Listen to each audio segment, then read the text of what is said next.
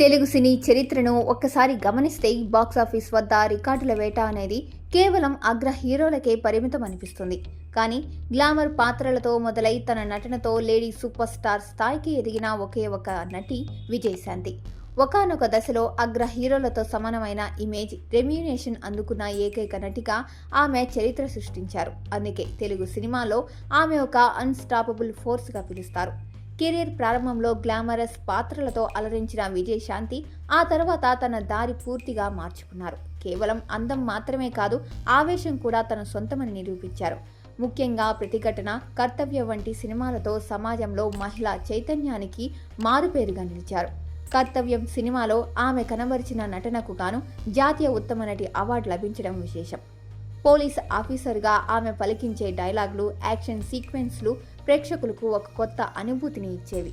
సాధారణంగా ప్రతి ఏడాది వచ్చే బిగ్గెస్ట్ హిట్ చిత్రాలు స్టార్ హీరోలవే ఉంటాయి. కానీ విజయశాంతి గారు తన సోలో పర్ఫార్మెన్స్తో అగ్ర హీరోలకే చెమటలు పట్టించారు.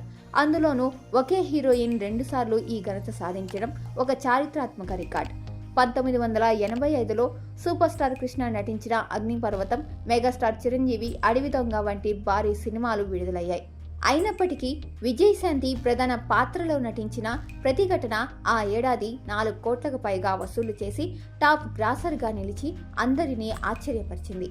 1997లో చిరంజీవి హిట్లర్, నాగార్జున అన్నమయ్య, వెంకటేష్ ప్రేమించుకున్నాంరా వంటి బ్లాక్ బస్టర్ సినిమాలు ఉన్న సమయంలో ఒసే రాములమ్మ సినిమా వాటన్నిటిని మించి ఇండస్ట్రీ హిట్గా నిలిచింది.